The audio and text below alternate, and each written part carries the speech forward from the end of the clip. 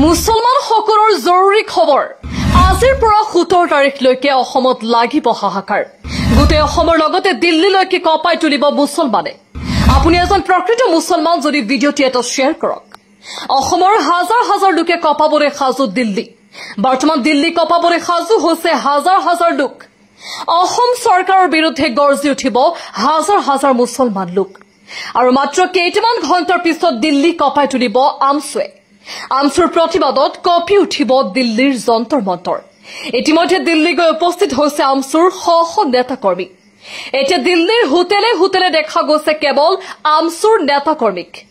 অসমত চৰকাৰে চলাই থকা উচ্ছেদৰ বিৰোধিতাৰে কাইলৈ যন্তৰ মন্তৰত সাব্যস্ত কৰিব এই বৃহৎ প্ৰতিবাদ আৰু 17 জুলাইত ভাৰতৰ প্ৰতিখন ৰাজ্যৰ শক্তিশালী সংগঠনবোৰৰ সৈতে আয়োজন কৰিব বিশাল সেমিনাৰ শিশু অধিকাৰ ছাত্ৰ ছাত্ৰীৰ অধিকাৰ অন্ন বস্ত্ৰ বাসস্থানৰ অধিকাৰ আদি বিভিন্ন মৌলিক অধিকাৰ প্ৰাপ্তি সংগ্ৰামখনত অংশগ্ৰহণ কৰিবলৈ ইতিমধ্যে অসমৰ প্ৰতিখন জিলাৰ পৰা কেইবা শতাধিক আমছু নেতাকৰ্মী বৰ্তমান দিল্লীত উপস্থিত হৈছে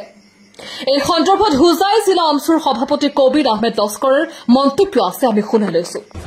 অসমখনত যি ধৰণে উচ্ছেদৰ নামত অমানৱীয়ভাৱে সংখ্যালঘু লোকসকলক অৰ্থাৎ মুছলমান লোকসকলক টাৰ্গেট কৰা হৈ আছে আৰু বিগত দিনত হঠাৎ পুষ্পেকৰ নামত যি ধৰণে হাৰাশাস্তি কৰা হৈছে এই ধৰণৰ হাৰাশাস্তি আৰু টাৰ্গেট কৰি পেলাই নিৰ্বাচনৰ বৈতৰণি পাৰ হ'বলৈ অমানৱীয়ভাৱে অসাংবিধানিকভাৱে অন্ন বস্ত্ৰ বাসস্থানৰ মৌলিক যি অধিকাৰ আছে এই অধিকাৰৰ পৰা প্ৰকৃত ভাৰতীয় মুছলমান লোকসকলক বিজেপি হিমন্ত বিশ্ব শৰ্মা চৰকাৰে যি ধৰণে হাৰাশাস্তি কৰিবলৈ আৰম্ভ কৰিলে আৰু অসমখনত এই মুছলমান লোকসকলক জীৱ জন্তুৰ দৰে থাকিবলগীয়া পৰিৱেশৰ সৃষ্টি কৰিছে আৰু উচ্ছেদৰ পিছত এই লোকসকল প্ৰখৰ ৰ'দত বৰষুণত দিন অতিবাহিত কৰিবলগীয়া হৈ আছে অমানৱীয় অত্যাচাৰ অসহ্যকৰ পৰিৱেশ সংবিধানৰ সাংবিধানিক এক সন্মানীয় পদবীত অধিষ্ঠিত হৈ এই ধৰণে জঘন্যভাৱে সংখ্যালঘু লোকসকলক যি হাৰাশাস্তি কৰি আছে ইতিমধ্যে অবিৰতভাৱে আমছু কেন্দ্ৰীয় কমিটিয়ে প্ৰতিবাদী কাৰ্যসূচী হাতত লৈছে আৰু সেই মৰ্মেই সেই অংশস্বৰূপ ইতিমধ্যে আমি অসমৰ প্ৰতিখন জিলা কমিটিৰ আমছুৰ কৰ্মকৰ্তাসকল দিল্লীত আহি উপস্থিত হৈছো আৰু অহা কাইলৈ আৰু পৰহিলৈ দিল্লীৰ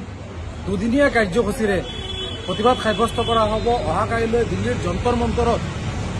তীব্ৰ প্ৰতিবাদী কাৰ্যসূচীৰ পাছত পৰহিলৈ অৰ্থাৎ 17 তাৰিখলৈ ভাৰতৰ বিভিন্ন সংখ্যালঘু সংগঠনসমূহৰ লগত আলোচনা মৰ্মে আৰু ধৰ্মনিৰপেক্ষ যিসকল ব্যক্তি আছে যিসকলে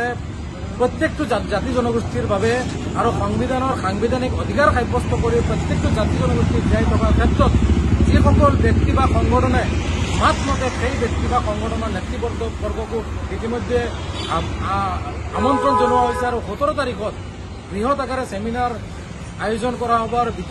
বিতংভাৱে আলোচনা কৰা হ'ব পৰৱৰ্তী কালত কেনেধৰণে এই আন্দোলনৰ জৰিয়তে অন্যায় অত্যাচাৰৰ বলি হোৱা লোকসকলক ন্যায় প্ৰদান কৰিব পৰা যায় মৌলিক অধিকাৰৰ পৰা যাতে বঞ্চিত নহয় তাৰ প্ৰতি সকলোৱে যাতে লক্ষ্য ৰাখে চৰকাৰখনে যাতে সকলোৰে মৌলিক অধিকাৰ সাব্যস্ত কৰি জীয়াই থকাৰ ক্ষেত্ৰত তেওঁলোকৰ দায়িত্ব আৰু কৰ্তব্য সুচাৰুৰূপে যাতে পালন কৰে তাৰ প্ৰতি লক্ষ্য ৰাখি অবিৰতভাৱে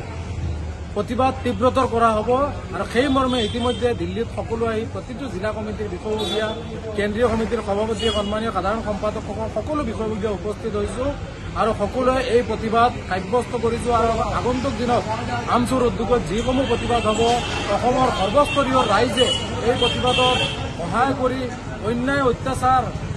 এই যি ফেচিষ্ট চৰকাৰখনে কৰি আছে হিটলাৰী শাসন চলাই আছে এই হিটলাৰী শাসনৰ বিৰুদ্ধে সকলোৱে মাৰ বান্ধি থিয় হ'বলৈ আমি